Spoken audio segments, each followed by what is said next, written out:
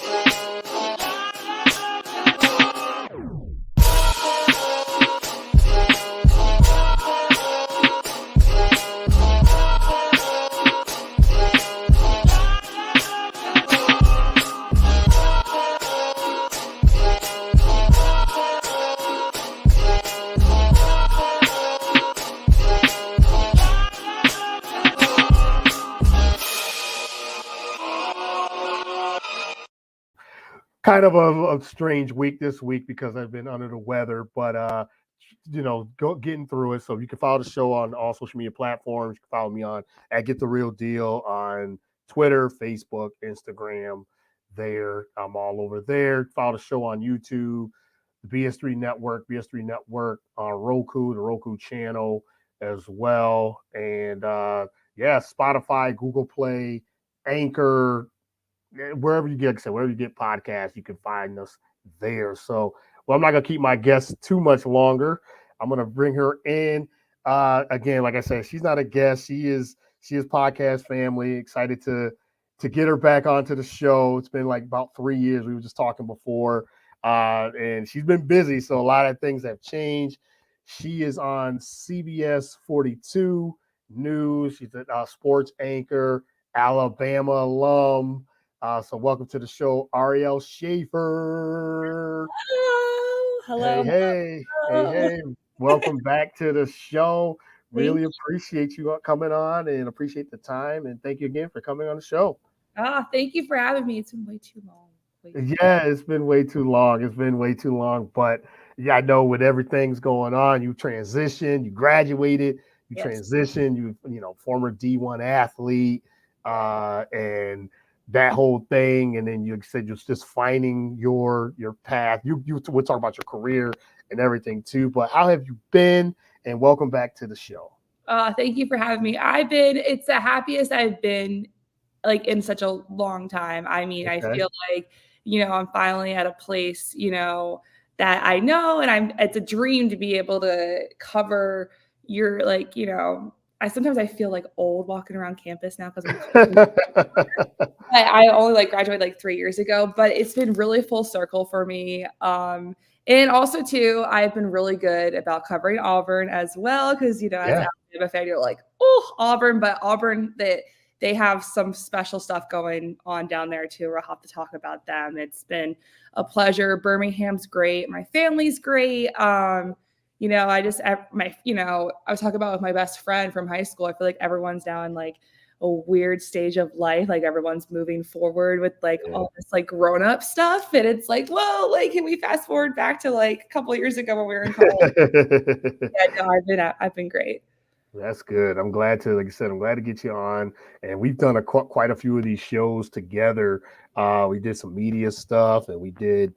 I think the last time we talked, your younger sister was just graduating, and that was, like I said, 3 years ago. And then we had the pandemic, and then transitioning and everything. But I'm glad everything has worked out for you. Excited. I've been seeing all your coverage and everything too, and we follow each other. So, but I'm glad that your career and your well being has been really well. So again, many blessings to you, and just grateful to get you on again. Thank you. I'm excited. Yeah, of course, of course. So let's talk about that for the last 3 years of what you've been doing, and over those 3 years, to take us through that 3 year window and get in. That's like I said, this is all during the when we get hit with a global pandemic, but you Yes. still, like you said, you still navigated and managed and everything. And you said, talk about the 3 year period from 2021 until what it is today, where you are today. Yeah, I mean, so I was one of those athletes that the NCAA granted eligibility to go back for their COVID years. Mm, I was the first group. So I went back and finished my rowing career on my own terms, which was fantastic. So I went and started my master's. It's about halfway done because my master's program that I was enrolled in is about like a 3 year long program. So I did all I could that while like the time I was able to compete, and I had a decision to make. I'm like, all right, do I want to go out in the real world and get some experience and start making some money? Or do I want to, now figure about, do I want to finish this degree in, still be in school? So I had a couple good talks with my advisors, like from school and stuff. And they're like, you could always come back to school if you want. You have your undergrad. And, I was doing an internship with one of the campus TV stations at the time. And I was anchoring for them every weekend. And they were like, I think you should just put your reel out there to see what you get. And I did get a couple offers from, some starter markets like Montgomery. There was one in Mobile, there was one in Kentucky, and then there was Lubbock, Texas. And I tell you, I had no idea. The only thing I knew about Lubbock, Texas was Mike Leach and Texas Tech. yeah. Like I had no idea. So when I was talking to my old news director at the time, I was just like, had really good vibes there. I was like, I should go. And I was really debating on taking the Montgomery job because I was like, oh, I still get to cover the Tide, get still cover, things that I am used to and I know. And my one advisor was like, you can always come back. Like, I feel like you need to leave and go get some experience somewhere else, and then you can always come home. And 3 years later, where am I now? So that was like honestly the best piece of advice, was to take that risk. And I went over to Lubbock. I started as a weekend anchor reporter during the week. So I was just just figuring it out. It was my first job in the industry, never been to West Texas before. And it is, I would not change the experience for the world. I hit the ground running. Texas high school football is huge. And Lubbock is special because you're about, 5 hours from Austin, 5-ish hours from Dallas. Like, you can get anywhere really. But you have a major Division I college it's a college town. So we were very lucky to be able to do a lot of stuff with Texas Tech specifically. I freelanced for them for ESPN Plus with the Lady Raiders and for football. Was very, very fortunate to be able to do some stuff like that and host some of their digital shows. But with me in Lubbock, about, I kid you not, like maybe a month and a half, my sports director is just gone. Like no one knows where he went. Just gone. And they were like, hey, you're going to have to take over until further notice. So I was about maybe 60-ish days straight just working. And I was just by myself. I was a one-woman sports department, but I was lucky because with my station, we were a duopoly. So like I was just the one sports person for the one station. And then the other station had two people. So luckily they were able to help me. And they've been in the business for a while because I was like, I'm only a month in. I have no idea what's going on. And we're in the middle of football season. Like, oh my gosh. Right. I just was myself and just kept on working. And then in like a couple months or December, January at the time, they were like, hey, do you want to be the sports director? And I was like, really? And I was like, sure, why not? So we did it. And for about a year and a couple months, I was a sports director at my station in Lubbock, and it was the best thing ever. Got to travel for March Madness, got to go do stuff with Texas Tech football, and they got a good thing going on there too. The people of West Texas are just so great, and I still talk to a lot of the coaches. Like, I still text the Texas Tech head football coach all the time. Like, he's been such a great guy. And the Lady Raiders head basketball coach, like, she's just a legend in just women's basketball in general. And like, being able to talk to her, Krista Gerlich, and like also to being able to interview Marsha Sharp and Cheryl Swoops at like 20 something years old. Like, hello, the OGs, especially Cheryl Swoops. Like, I have never been more nervous for an interview than interviewing Cheryl Swoops. So, I mean, I learned a lot, got to grow. And then my news director sat me down in like, I would say June of 2023. And he was like, hey, you're in this deal, but, you're not going to stay here forever. Like, cause it's a starter market. And he said, like, put your, I'm letting you put your, tapes out there, see what you can get. And Birmingham came calling. I was like, really? I was shocked, honestly. And my last day in Lubbock was in September of like the first week of September after the first Texas Tech football game. I was there for that. And then about a week later, my first day was the Texas-Alabama game. Hello?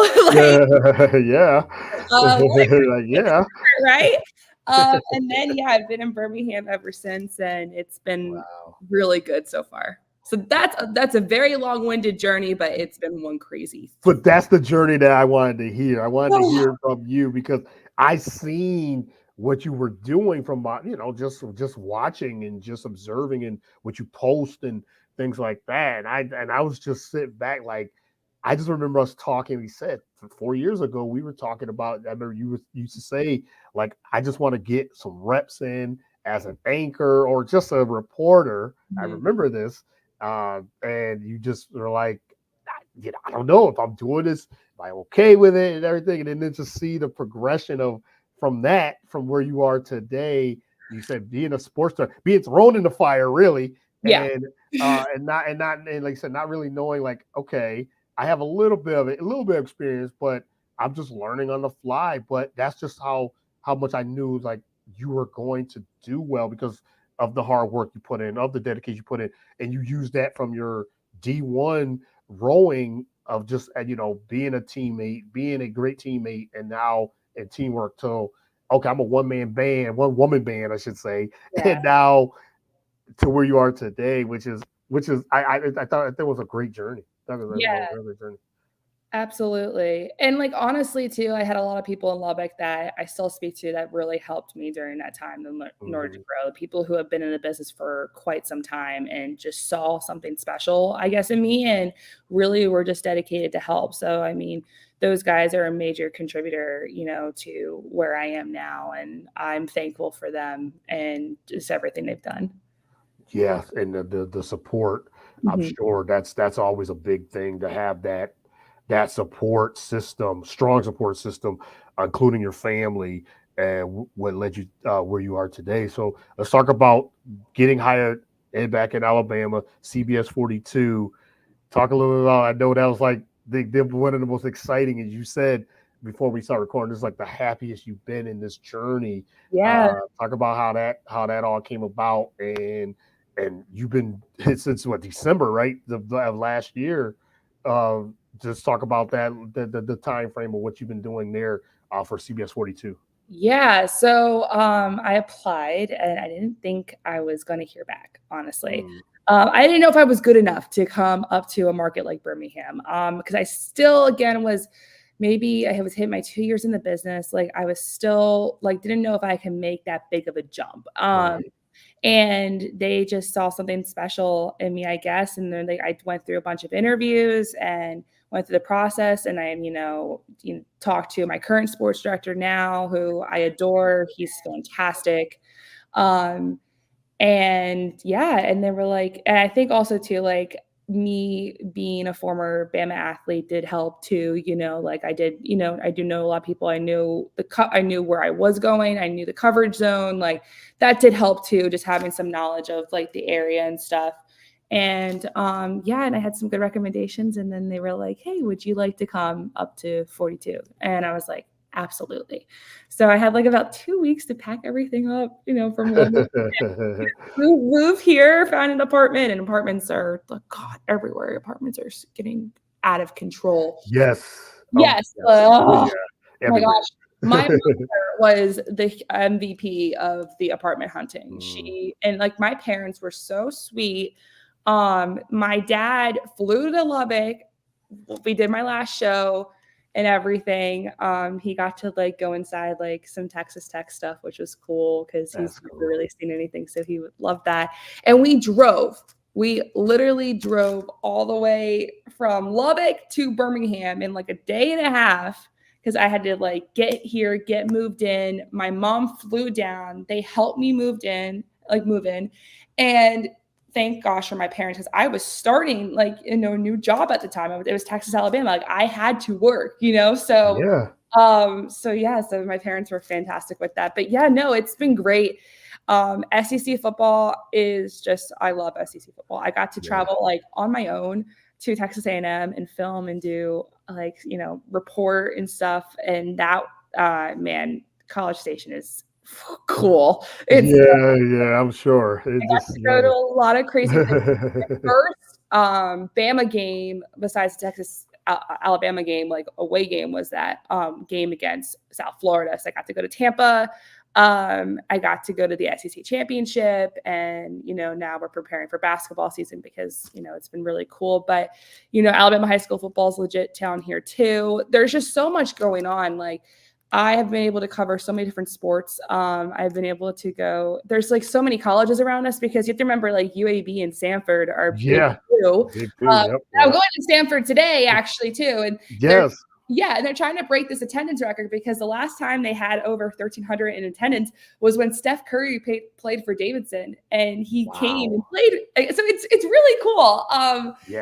There's always something going on in Birmingham. I have been up to Talladega. I have been up to everywhere. So it's been crazy. But that first SEC football season was special, especially but in all honesty, I felt like I knew this was Saban's last season. Like I, as a fan, but I had to mask the fanness because obviously I'm covering them. Right. You just I just had like an itch. Like, I don't know, like even asking him questions and stuff, he was a little nicer to the media than he normally is. And like his family was just everywhere, like came to every single game, and they always come to every single game, but you could just tell like especially the Iron Bowl win, it was just like a little more emotional for everyone. And I'm just sitting here like, the back of my brain, I'm like, we have to be prepared for when, just in case he's like, yeah, I'm done. So but that first football season's been special. We're in the grind of basketball season. March Madness is coming up. Yep. Yes. And like, honestly, all of our teams are like, they're going to make it. Like, it's going to be like, we're going to be everywhere. Like, Stanford's going to, if they win today, they're going to clinch the SoCon, which is fantastic. And they had like that longest winning streak in the country, for quite some time. After Houston lost, I think it was like in early January, they had the longest winning streak in the country. And then UAB, they're close to, they're up in those American ranks, and they could clinch this, like the regular season title. And then if Bama, they're on the road to Kentucky today. So if it's a tough task because neither team can play defense. Right, those guys all scoring. Yes. Nato's like flat out told us yesterday. He was like, the first team to 100 is going to win. I was like, you know what? You're right. Like, honestly, like I believe that. So if they lose to Kentucky today and like Tennessee wins, like and next weekend, Tennessee and Bama play. So that can be the one game that decides who wins the regular season title for SC Hoops. And then Auburn's still in the mix too. So it's like, it just never stops here. So nonstop. Nonstop action. I'm sure, and you're like you say, you're in the middle of it. Like a lot to unpack there because, you said, you got Nick Saban's last season, which was a special season, and they made the college football playoffs again, which was a lot, and you got to cover that. Now you got the retirement. We're gonna get into that too.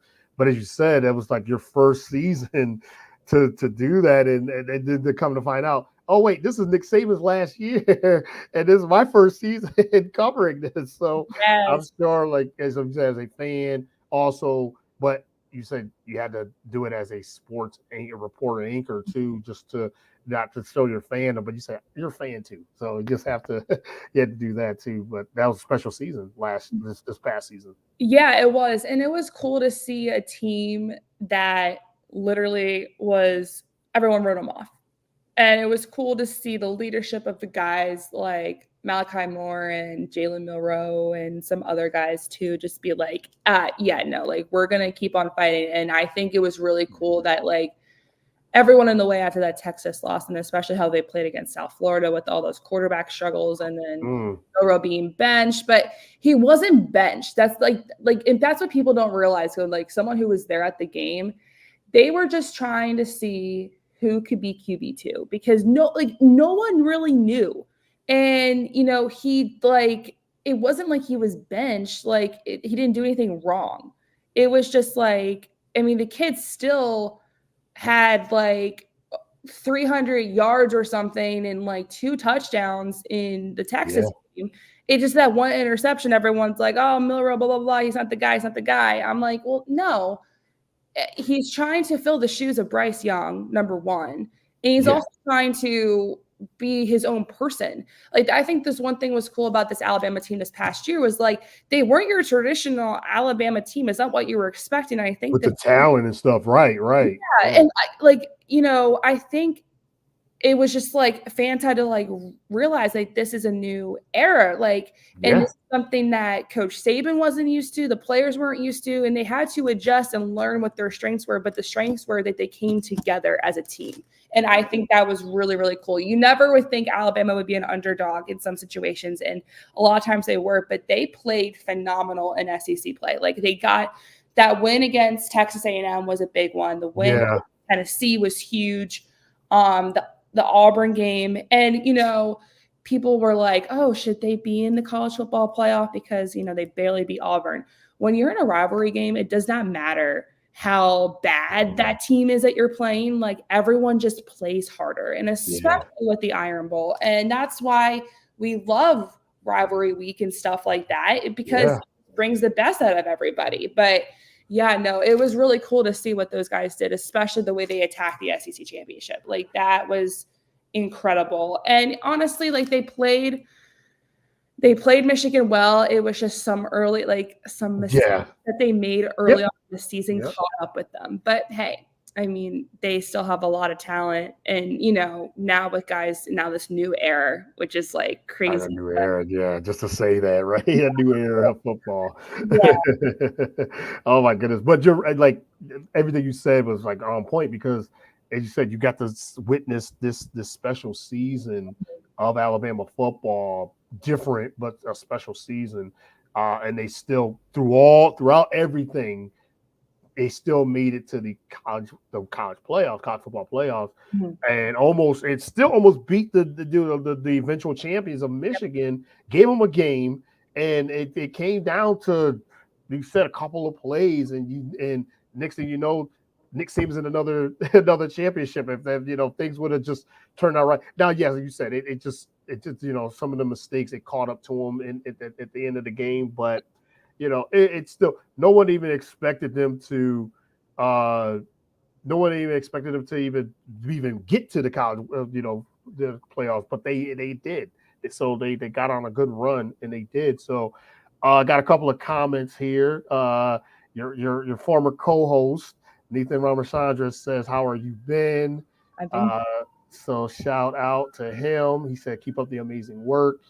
He says, and he said, "Team misses you at the NR Hour Media." So so shout out to him for always supporting and everything too. So I wanted to move into, you said, your CBS News, CBS 42 News. And what you're doing over there, like I said, you're in the middle of basketball season. What do you expect? Like covering now March Madness again, which you already done, but now covering that again, coming up in like 3 weeks. Yeah. So when I was in Lubbock, it was really special to watch Texas Tech. Chris Beard left. It was the first season without him, and have all these guys come together from really JUCO colleges come together, older guys. They had the extra years of eligibility come in and be special, and they made it to the Sweet 16. Like that was really, really cool to be there and witness that. So now I feel like with SEC men's basketball, it is very competitive. My goodness. Watching Alabama and South Carolina go at it, and watching Auburn, Kentucky, and then Auburn, Alabama, like it's the same thing. Like, don't like that is a football. Like, you don't want to lose to like Auburn. We're not going to lose to Bama. Like, it's a big thing. It doesn't matter what sports it is, and that's why it makes it so special. But I both teams are really good. Early on with Alabama, I was like, oh dear, they're really good offensively, but I just don't know how they're doing defensively. And they're still struggling defensively, but they are just so fast. Their tempo is just ridiculous. They are like boom, rebound, go. Like just run and gun. They like to run teams out of the building. And a lot of times I feel like that's how they win these overtime games, is because they got the guys that are in shape, they have depth and they're moving. But I think it's been really cool to see some stars emerge that you didn't think would be possible. Like with Grant Nelson, we've been waiting for him to score, and he's been doing fantastic. Mark Sears is just one of the most underrated players in college basketball, in my opinion. The way he's so crafty, he can get to the basket. He's so good. And it's been cool to see them just, fight through the punches and keep on going. And they'll do well in the tournament. I don't know. Honestly, it's like with this college basketball year, especially when I've been watching with the Big 12, like everyone's beating everybody. And I'm like, oh gosh, I don't know. I mean, anybody could be anybody in March Madness. But this Auburn team, on the other hand, my goodness, they can match up with anybody. And it's so scary. Like, it's like that's scary, but like, they have so much depth, and they are just like doing some traditional, like old school stuff I haven't seen. They're so post heavy. Like their forwards and centers are so athletic. They can shoot the 3-ball, but they can really just post up down low, and they understand mismatches. And that's the reason why they were able to defeat Alabama at home. Besides they had that home crowd advantage, and Neville Arena is just absolutely insane when they play at home. It's one of the best environments, I would say, in college basketball.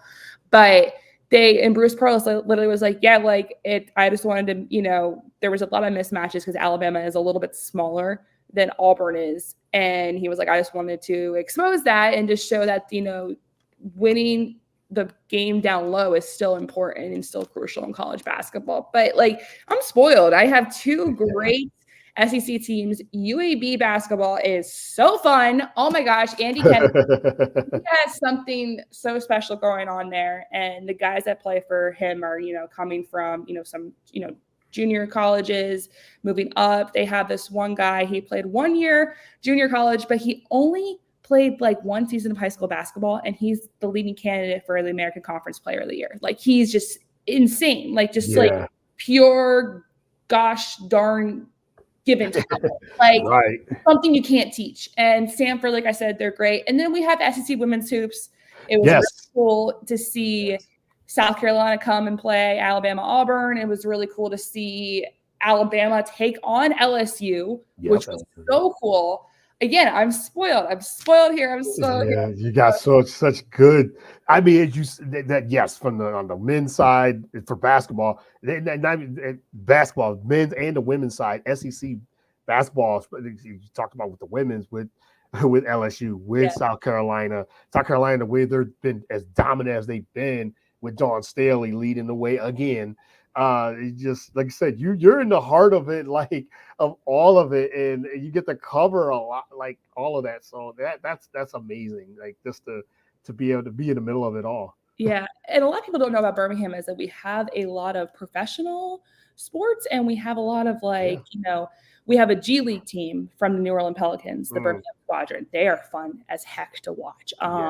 they're great. And it's been really cool to see the guys now go up to the league, and it's been cool to watch them grow and go up there to league. But we have the UFL here with the Birmingham Stallions. And Skip Holtz is just freaking awesome. Like, I actually did an interview with him last week that's going to air tomorrow. And the UFL, like, I'm excited for spring football. This is something I have never covered. Like, I have no idea, anything. Like, I'm just really excited to see what this spring football, because now with the merger with the XFL and the UFL, now it's UFL.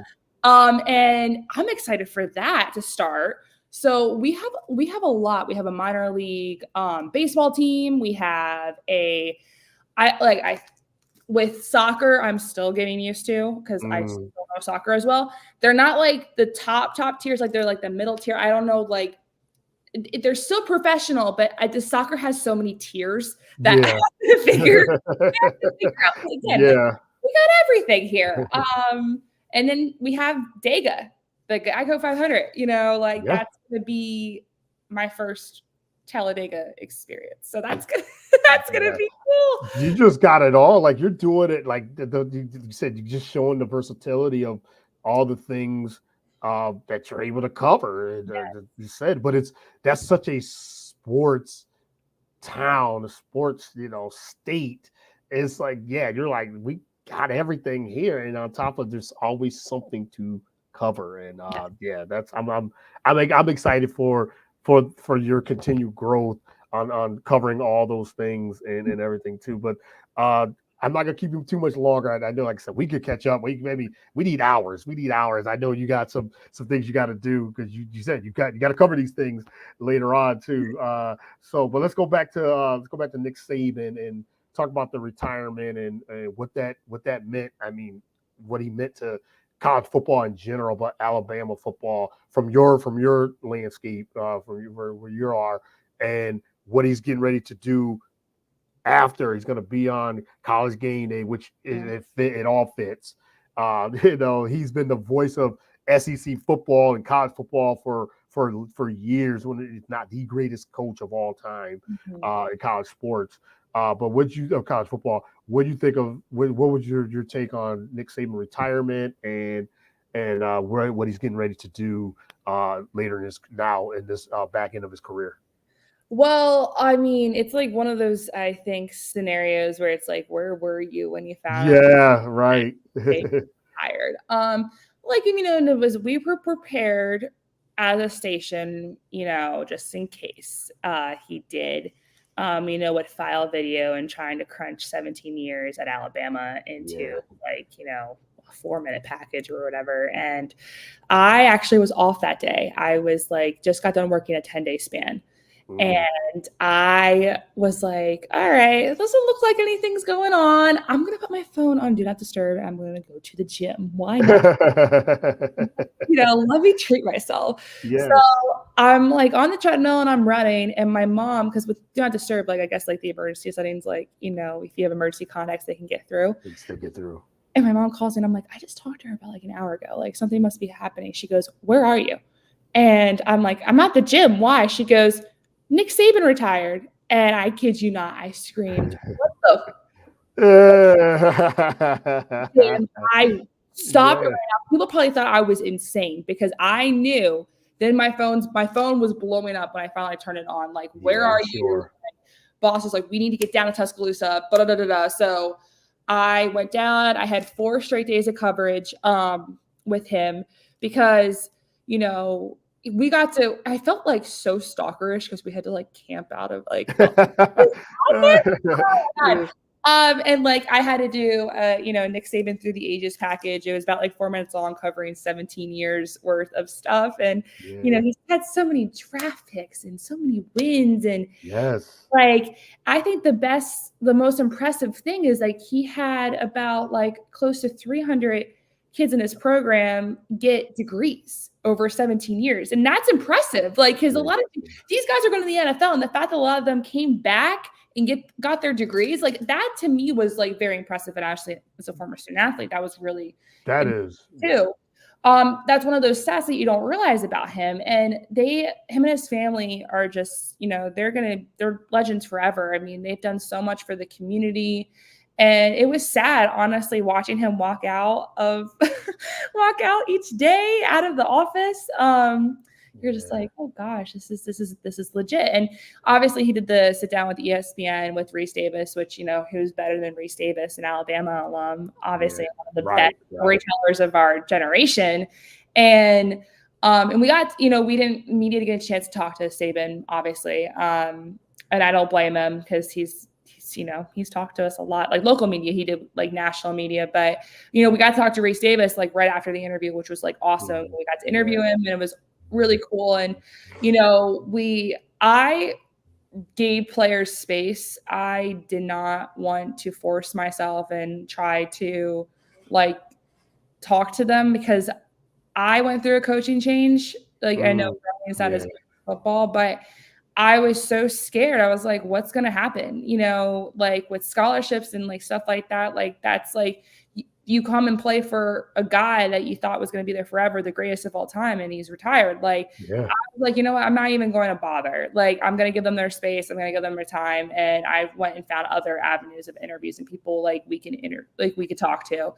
And one of my stories was how he impacted obviously college football in Alabama, but with me being a Title IX sport with rowing, we were the sport that balanced out football. So, football, what they would bring in revenue wise would help other female sports when you think about it. Yeah. My opportunity to go to school and get an education. So I spoke to a bunch of other female head coaches at Alabama, including my rowing coach and, softball coach and like some other sports. And I did a story on that, like how Saban's impact people don't realize like affected Title IX and how good that was. So he affected it a lot. I mean, also just the way that, as an athlete, the Bama standard, what we were expected to do, not just on the court, on the water, on the field, but also within the community with their mandatory community service hours. But it wasn't really mandatory because that's stuff that we love to do. Yeah. So it was devastating. But then like the whole whirlwind of who's going to be the next guy.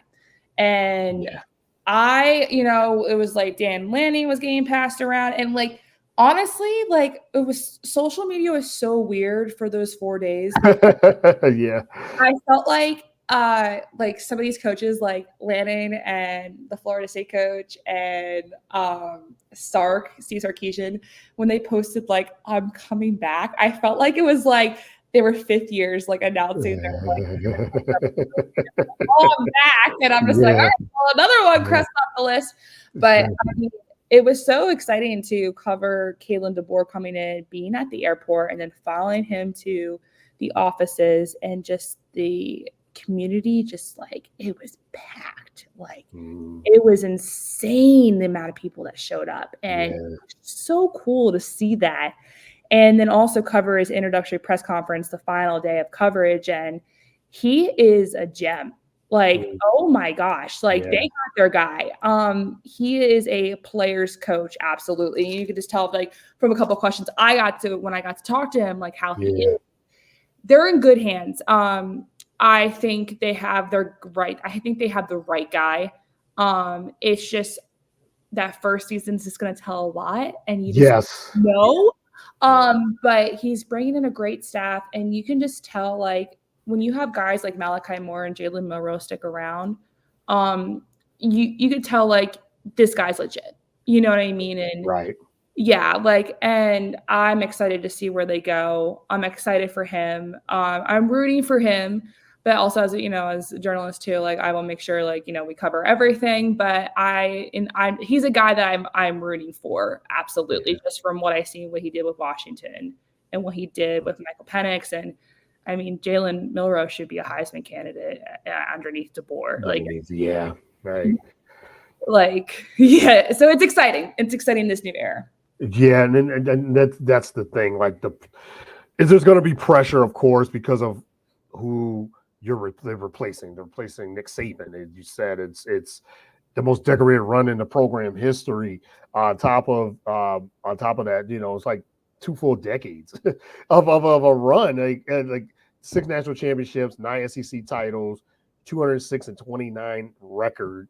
In 8 of the 10 years there was a college football playoff, his team made the 14 field, including in the final year this year. So yeah, there's always going to be pressure, but it's that culture of Alabama.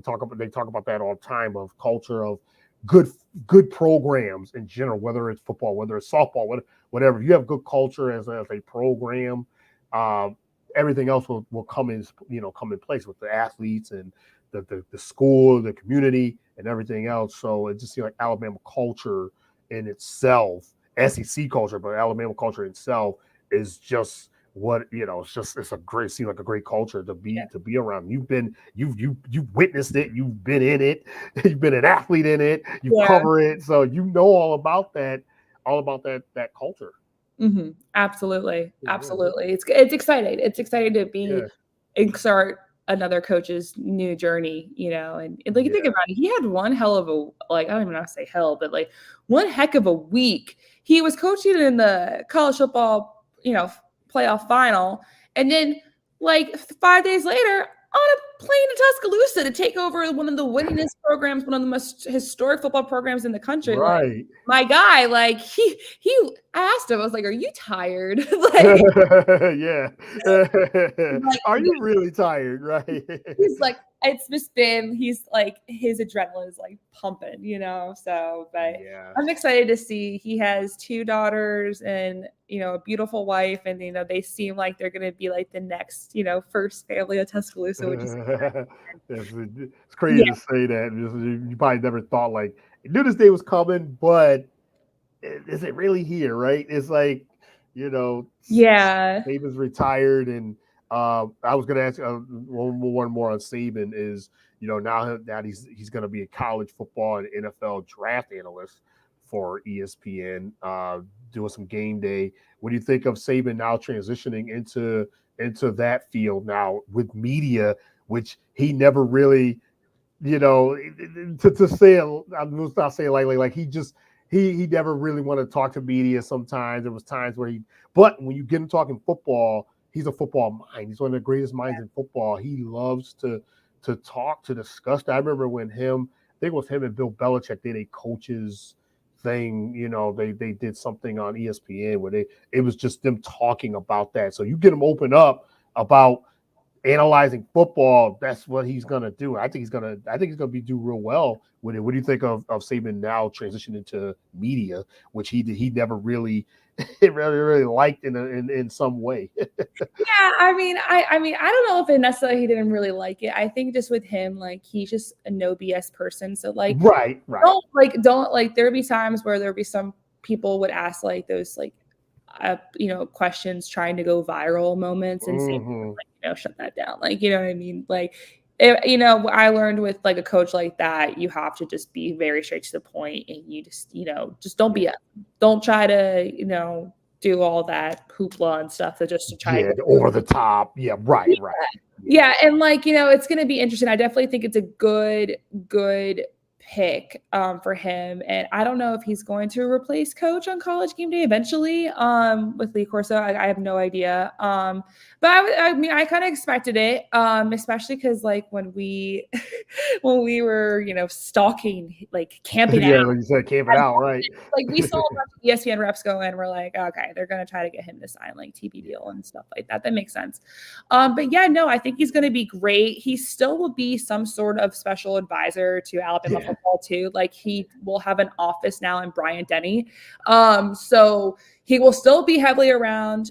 He still has a bunch of charities in Tuscaloosa with Nick's kids and all the stuff that they did. He built a church down in Tuscaloosa. So they're still very heavily involved with stuff like that. Because we spoke to him actually this past week on Monday. It was the first time we got to talk to him, because he had his Nick Saban Legacy Award foundation. Okay. And we got to talk to him, and it was like weird because it's like, in a way, it's like closure for us because we didn't get a chance to talk to him after. Right. And he's like, "No, I'm excited." And we were like, asked him like, "Oh, do you miss us?" And he's like, yeah, that's the reason why I wanted to talk to you. We're like, you know what? We'll take it. Yeah. So, take but what you can. Right. it's gonna be a good role for him. He'll be really good. He'll be able to like put in some insight, which is great. Yeah. I mean, what else would he do? Because I honestly think he will get bored just golfing all the time. Like, so like he's got to be around the Yeah. game somehow. Yeah. But no, he'll be good. I definitely think it's the right choice for college game day to bring him on, and we kind of just all expected it. I mean, what else do you expect? But I hope maybe he'll understand what we're going through. No, I'm just kidding. But no, he'll still be around. He'll still be able to help with DeBoer and stuff, and be someone that DeBoer can call. Like he did tell us flat out, like, I will always pick up my phone if he ever needs me. So he'll still be around Tuscaloosa. He ain't going nowhere. He's just now the title of former Alabama head coach, which is like weird. Weird, right? Yeah. Gotta get used to that. And he did say, we're like, hey, will you ever pick against the Tide? And he's like, no. He won't pick against Tide. So. He bleeds that, Roll Tide. He bleeds it. So that's him. I want to ask you this too. He made a comment this week about, college sports in general. This is not college football, I guess, with the NIL and everything too. When I was having you on here and this came out, I wanted to ask you, as a former D1 athlete, what do you think of this with college, NIL, college sports? Now coaches are thinking this is not what it used to be, recruiting and all this. But what's your whole take on that? It's a lot. And honestly, I don't blame Saban for retiring now because of like everything that's, going through. And I don't know if this is necessarily NIL to blame because like NIL with like recruits and stuff, like the more money you can go to certain places, I remember I was talking to a father of he played for one of the high school football teams here, and he was deciding between Alabama and Texas. And he said to me, he's like, yeah, like just whatever school offers him more money. And in my brain, I'm like, oh, wait, he's not getting a full ride, like scholarship, right? Yeah. No, it wasn't about scholarship. It was about NIL. And the father told me that flat out. I was like, oh, crap. Like back when I was getting recruited, just to get a full ride is like education paid for. And it's just, it's definitely elevated the game. And it's elevated specifically football and like certain sports more than it has others. Yeah. Yeah, absolutely. And it's definitely like you have to have the opportunities and the money and the backing. But I think the issue is transfer portal because like every other mother could go to the transfer portal and you know what I mean? Like, I think that's the issue. And that's why I feel bad for these coaches now. And also too, like, you have to evolve with the times and you have to be on social media more. Coach Saban was not on social media. Like, so I see like that's where the game is going. Like, it's been weird to have like the first ever Alabama football coach. Like, I'm telling you, because like Saban's been there for so long, he didn't have any social media. Now we have the first, like, Kalen DeBoer is the first coach to have social media. It's so weird. But yes, that's what they're doing. They're going after these guys on social media too.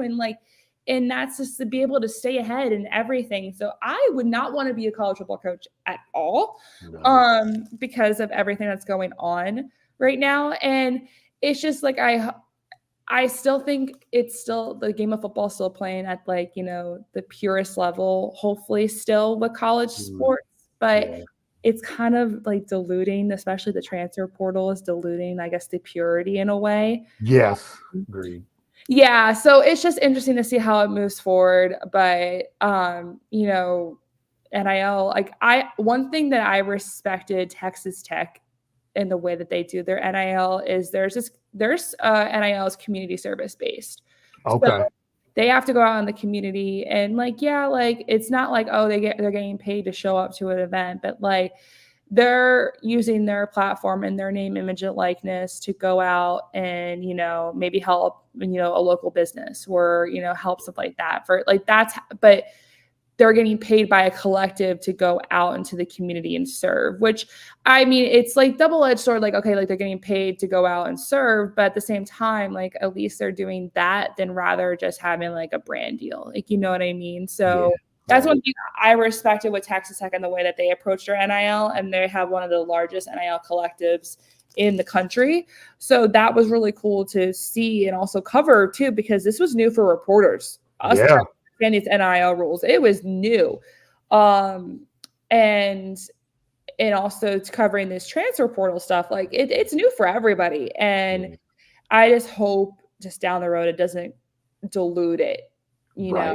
Gets out of hand, which is starting to get that way from the NIL to the transfer. I agree. I think the transfer portal, that's where it is diluting what college sports really what it used to represent, because you have, and I'm not saying student athletes should have the right to think they definitely should have the right to, well, if I want to transfer, I should be able to do it. Agreed.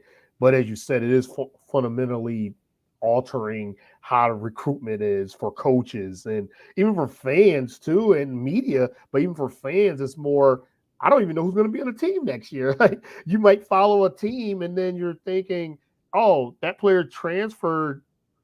Like what's going on? So yeah, it's like where does this player transfer? Like you said, if you don't get any time because of something, you might have been on the bench on a team, but you have a right to transfer to another team because of that. Yep. So yeah, I think it's a lot. It is a lot. So I just hope that it doesn't, NIL and all that doesn't get so out of hand, that it's, but it can lead that way, and it's a lot to unpack. So we could have a whole conversation about NIL and transfer portals and everything too, because everybody has a difference of opinions about it. Yeah, absolutely. So all right, last one before I let you go. I know we went. I knew we were going to at least, but I'm going to let you go on this one. Like, you talked about some of the things you're going to be covering, but what is next for Arielle? Like, what is next for you in this next 5 to 6 months? You got March Madness, you got spring football, you got a little bit of everything. Said soccer. What else you have going on? Like that's not enough, right? Man, I mean, it's just, we're gonna wrap up high school sports. We're gonna wrap up, spring sports. We got baseball and softball, especially baseball and softball. Big down here.